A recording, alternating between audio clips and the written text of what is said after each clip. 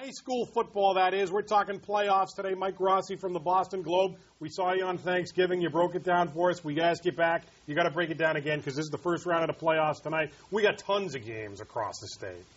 Thanks for having me back VB. First of all, I'd like to get right down Division I, BC High Chelmsford.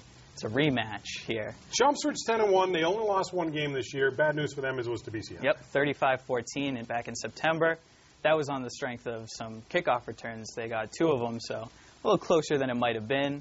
And that's when BC had Preston Cooper, too, their top running back, who's out for the year with a broken ankle. So we'll see if Chelmsford can sort of, take over and get some defense in there.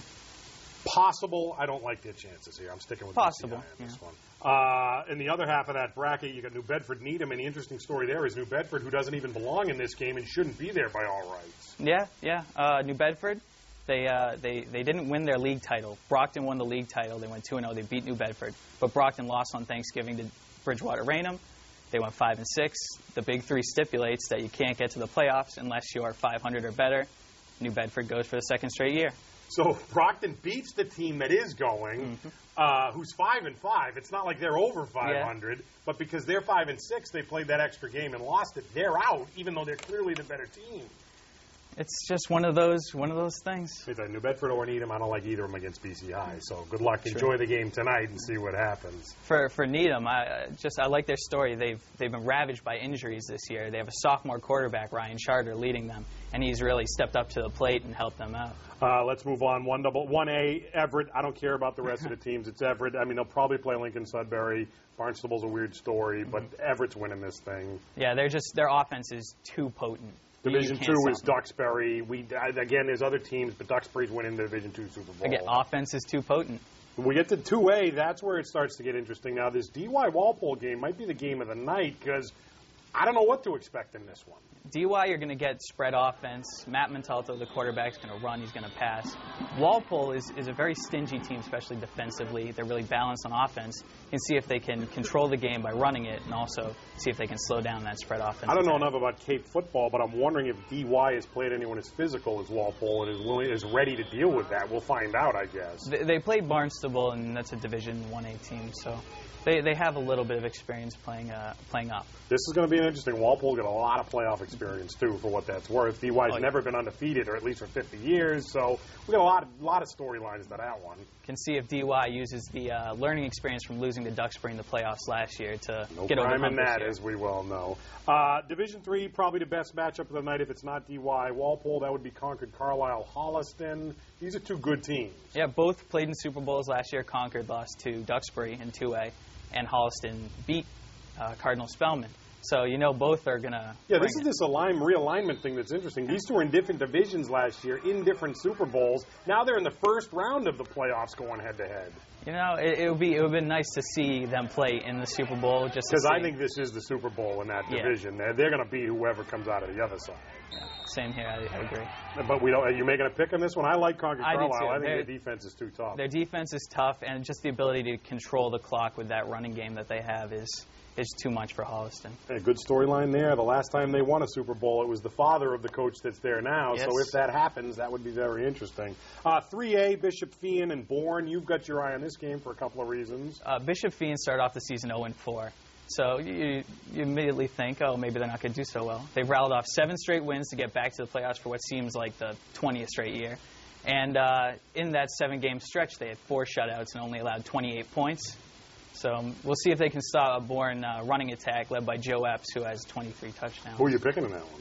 I'm going with the upset, Bishop Feion. Wow. Because I'm looking for it. You like a lot of the what would be termed favorites, I guess, here. But you're going to Feion, the hot team. Yeah, they have the playoff experience. Division 4, Cardinal Spellman Shawsheen. You like this for a couple of reasons. It's another one of those Super Bowl versus Super Bowl contenders. Cardinal Spellman lost to Holliston, and Shawsheen beat Blue Hills last year. And so you have another one of those. You'd like to see them play in the Super Bowl to see who. I know your cohort says don't read into Shawsheen's 6-4 record, but I look at 6-4, 11-0, and it's Cardinal Spellman, and I think I don't see how Shawsheen wins this game. Yeah, Cardinal Spellman has just defensively dominated this year. They have Joey Glynn, who's also a basketball standout at defensive end. He's 6'5", very difficult to contain. They play the winner of Millis, Hopedale, Mashpee. I like this one because these are two very small towns. Not a huge, at least in Millis's case, not a huge amount of success over the last few years. You sprinkle in a little Hopedale, and all of a sudden they're in the playoffs. 4 years ago, they were 0-11, and now they're in the playoffs. They're led by Jimmy Perkins, a running back who has like 22 touchdowns. And it's just a great story. Their only losses this year is to Holliston. It's much bigger in comparison Division to the school. up, yeah. And Mashpee, too, another small school. A lot of players who play both ways, but they're just a very physical group and led by Jared Taylor, who has 17 touchdowns this year. Mashpee undefeated. It sounds to me like you're saying they're going to still be undefeated after this evening. I think so. Also, with Mashpee, they've been this close the past like 3 years, and they just got over the hump to get into the playoffs this year. They've been 9-2, 10-1, very close, and now they're finally there. I want to see if they can take advantage of the opportunity. That's going to be a good tilt. I'm picking the Mohawks in the upset on that one, so we'll see. Division 4, Cathedral, Chelsea. That's the precursor of the big one tonight up in Reading that you're covering, which we'll get to. Anything here to look for? Cathedral, led by first-year head coach Dwayne Sigsbury, is just offensive juggernaut, led by G. Griffith, 23 touchdowns. They've been near unstoppable this year. They've been held under 30 points 3 times. That's it. Wow, they're like the Patriots. Yeah. Not the Concord Carlisle Patriots. And they will play the winner of Blue Hills, East Boston. Blue Hills has the best defense in Eastern Mass, 4.5 points allowed this year. They also have a strong running attack led by junior Vincent Burton, who last year had 30 touchdowns. This year he's down to 22. But that's because people are loading the box against them to stop them, and that led to their passing attack sort of taking off this year. Lastly, what's the game you're covering tonight up in Reading? Reading versus Tewksbury. Reading 1-3 to start off the season. They sort of rebuilding mode. They have a sophomore quarterback, Drew Belcher. And then they've rattled off 7 straight wins to win the Middlesex. And they get a home game in the playoffs, which they make a habit of doing. I don't understand why the league allows this. As long as you offer up your services in, I think it's July, you have the ability to get a home game. They're screaming at me that we got to wrap, but we're talking high school football. Come on. Mike Grossi, great job as always. Thanks for having me. See his stuff in the Globe tomorrow. We'll find out who wins, who loses. Check it out all in the Globe or Boston.com. We're going to break.